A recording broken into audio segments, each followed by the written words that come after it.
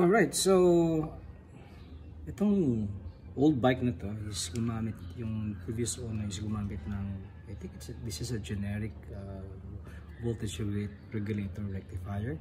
So ang ginagawa pala nito is from the stator or the generator electricity, ginagawa niyang into DC, which is naging positive negative. So masyado siyang malaki, hindi na nag-fit yung fairings ko. So bumili ako ng para sa kanya talaga. Now the problem here now is I'm not sure kung tama ba to yung wiring na to, yung color coding na to, kasi mukhang binoktor. So what I'm going to do right now is I need to find kung saan yung positive negative dito, and then I need also to find kung ano positive negative dito, and also the pins for the three-phase stator. So for me to do that, we have to use a multimeter. Alright.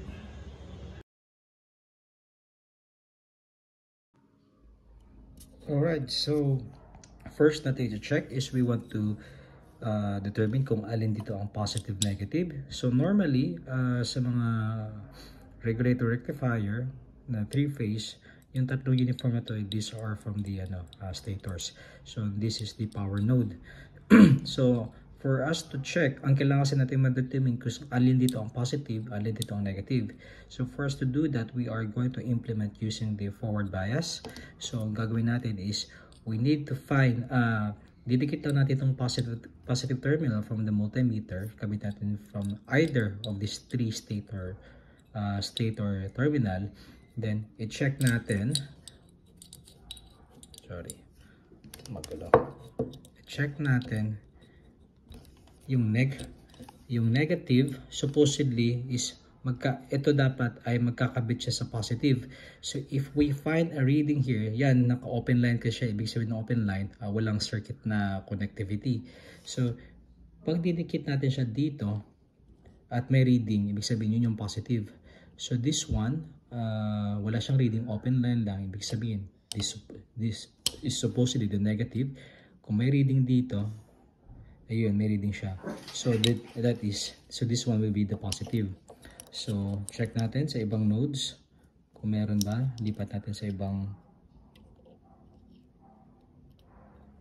Okay, may reading tayo. Another one. Okay, may reading ulit tayo. So check natin if dito natin i-connect. So supposedly ay walang reading, open line siya, open line. So confirm na natin, this is the positive, this is the negative, and this is the three-phase going to the stator. Okay, so pirmahan na natin to. So positive and negative. So goods na tayo dito sa stator na to, ay sa regulator na to. Next is one to check again using the same method for the old regulator naman. So kung papansin mo, may tatlong wires dito. So itong tatlong yellow na to, these are going to the stator. Pero mako-confirm natin mamaya.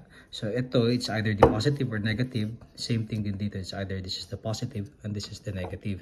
So i-check natin again using the connectivity here. So connect natin yung positive dito sa one of the stators. And then check natin dito.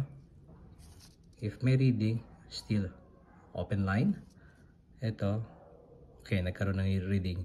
So ibig sabihin itong blue na to is our best candidate for the positive terminal. Check natin dito. Okay, may reading. Okay, may reading. So just to check kung may, okay, wala, open line siya. Open line din. An open line din. Okay, so that goes to show na yung blue natin will be the positive, green natin is the negative, yellow is the going to the stator. So, alright, gawin natin.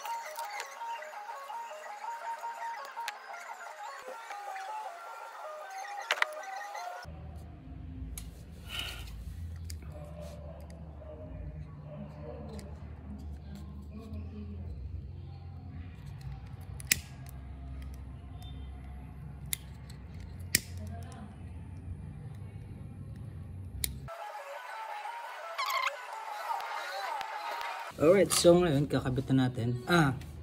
Bakit pala? Nung binili ko kasi sa Japan to, wala siyang kasamang plug. So, nag-device ako ng sariling plug na ganito na lang. So, individually ko sila plug.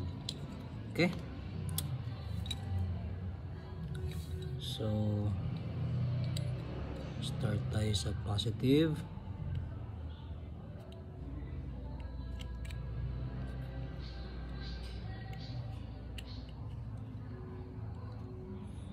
Then next ay negative.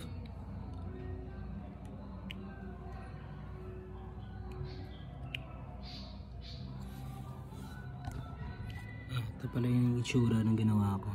So dito yung pins, dito yung naka-insulated sheet na siya.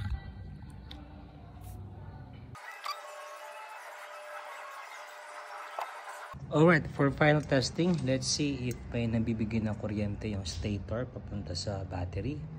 So right now, ang voltage ng battery natin ay nasa 16.34. So expected natin na right kapag nagka-start tayo, pag start ng starter, babagsak yan and then tataas ulit. More than 60 supposedly, abot sana ng 17 kapag nag-work yung ating rectifier and regulator. Okay? Sorry.